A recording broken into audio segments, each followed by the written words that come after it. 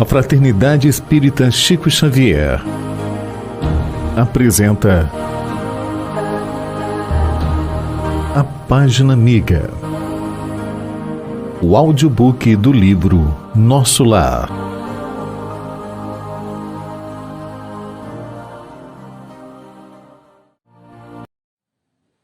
Capítulo 39. Ouvindo a senhora Laura. O caso Tobias impressionara-me profundamente. Aquela casa alicerçada em princípios novos de união fraterna preocupava-me como assunto obsidente. Afinal de contas, também ainda me sentia senhor do lar terrestre e avaliava quão difícil para mim próprio seria semelhante situação. Teria coragem de proceder como Tobias, imitando-lhe a conduta? Admiti que não. A meu ver, não seria capaz de aborrecer tanto a minha querida Esélia e jamais aceitaria tal imposição por parte de minha esposa. Aquelas observações da casa de Tobias torturavam meu cérebro. Não consegui encontrar esclarecimentos justos que pudessem satisfazer-me.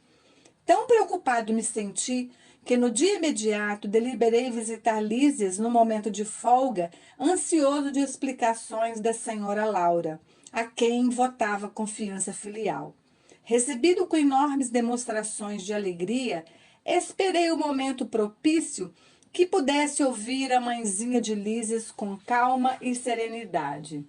Depois de se ausentarem os jovens a caminho de entretenimentos habituais, expus à generosa amiga o problema que me apoquentava, não sem natural acanhamento.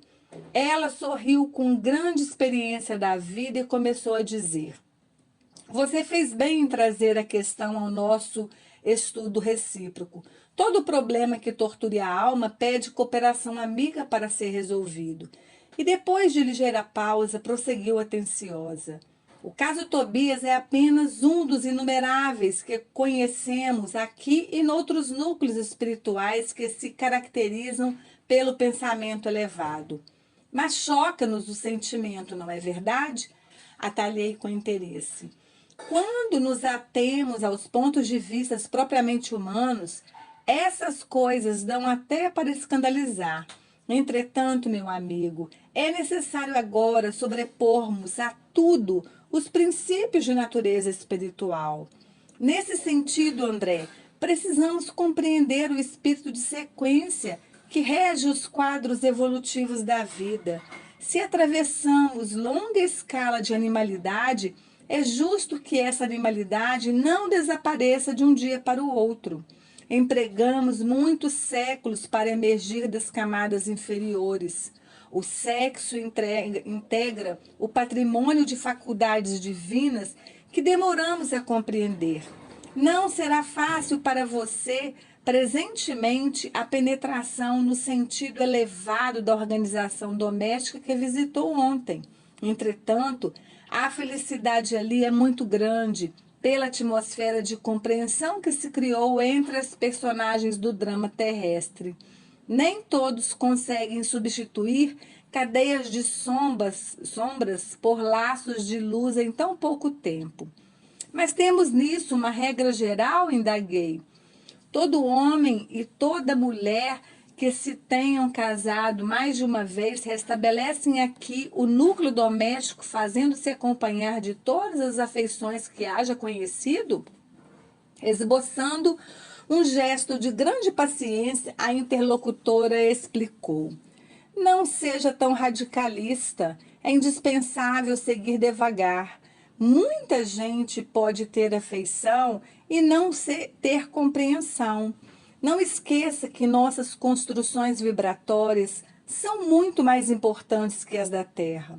O caso Tobias é o caso da vitória da fraternidade real por parte das 3 almas interessadas na aquisição de justo entendimento. Quem não se adaptar à lei de fraternidade e compreensão, logicamente não atravessará essas fronteiras. As regiões obscuras do umbral estão cheias de entidades que não resistiram a semelhantes provas. Enquanto odiarem, serão imãs desequilibrados. Enquanto não entenderem a verdade, sofrerão o império da mentira e, consequentemente, não poderão penetrar as zonas de atividade superior. São incontáveis as criaturas que padecem longos anos sem qualquer alívio espiritual, simplesmente porque se esquivam à fraternidade legítima. E o que acontece então? Interroguei, valendo-me da pausa da interlocutora. Se não são admitidos aos núcleos espirituais de aprendizado nobre, onde se localizarão as pobres almas em experiência dessa ordem? Depois de padecimentos verdadeiramente infernais pelas criações inferiores que inventam para si mesmas, redarguiu a mãe de Lísia, vão fazer na experiência carnal o que não conseguiram realizar em ambiente estranho ao corpo terrestre. Concede-lhes a bondade divina o esquecimento do passado na organização física do planeta e vão receber nos laços da consanguinidade aqueles de quem se afastaram deliberadamente pelo veneno do ódio ou da incompreensão. Daí se infere a oportunidade cada vez mais viva da recomendação de Jesus quando nos aconselha imediata reconciliação com os adversários. O alvitre, antes de tudo, interessa a nós mesmos. Devemos observá-lo em proveito próprio. Quem sabe valer-se do tempo, fim da experiência terrena, ainda que precise voltar aos círculos da carne, pode efetuar sublimes construções espirituais com relação à paz da consciência, regressando à matéria grosseira, suportando menor bagagem de preocupações. Há muitos espíritos que gastam séculos tentando desfazer animosidades e antipatias na existência terrestre, referindo-se após a desencarnação, refazendo-se após a desencarnação. O problema do perdão com Jesus, meu caro André, é problema sério. Não se resolve em conversa. Perdoar verbalmente é questão de palavras, mas aquele que perdoa realmente precisa mover e remover pesados fardos de outras eras dentro de si mesmo. A essa altura, a senhora Laura silenciou, como quem precisava meditar na amplitude dos conceitos expendidos, aproveitando o ensejo, aduzi. A experiência do casamento é muito sagrada aos meus olhos. A interlocutora não surpreendeu com a afirmativa e obtemperou. Aos espíritos ainda em simples experiência animal, nossa conversação não interessa, mas para nós que compreendemos a necessidade da iluminação com Cristo, é imprescindível destacar não só a experiência do casamento, mas toda a experiência de sexo por afetar profundamente a vida da alma. Ouvindo a observação, não deixei de corar, lembrando o meu passado de homem comum. Minha mulher fora para mim um objeto sagrado, que eu sobrepunha a todas as afeições. No entanto, ao ouvir a mãe de Lísias, ocorriam-me à mente as palavras antigas do Velho Testamento. Não cobiçarás a casa do teu próximo, não cobiçarás a mulher do teu próximo, nem o seu servo, nem a sua serva, nem o seu jumento, nem o seu boi, nem coisa alguma que lhe pertença. Num instante, senti-me incapaz de prosseguir, estranhando o caso Tobias. A interlocutora, porém, percebeu minha perturbação íntima e continuou. Onde o esforço de consertar é tarefa de quase todos, deve haver lugar para muita compreensão e muito respeito à misericórdia divina, que nos oferece tantos caminhos a retificações justas. Toda experiência sexual da criatura que já recebeu alguma luz do espírito é acontecimento de enorme importância para si mesma.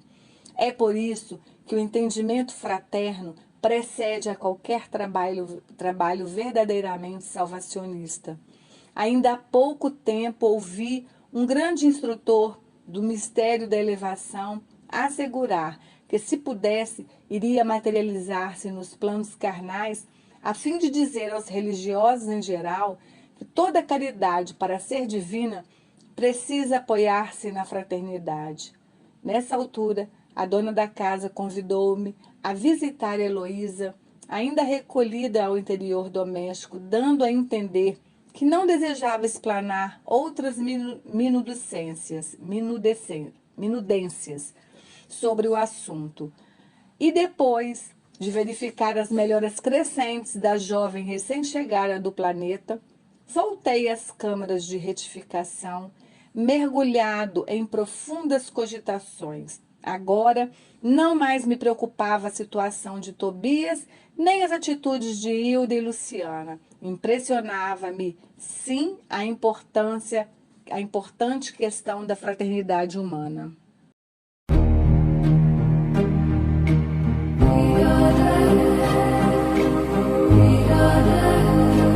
Audiobook do livro Nosso Lar. Narrativa Cristina Albuquerque.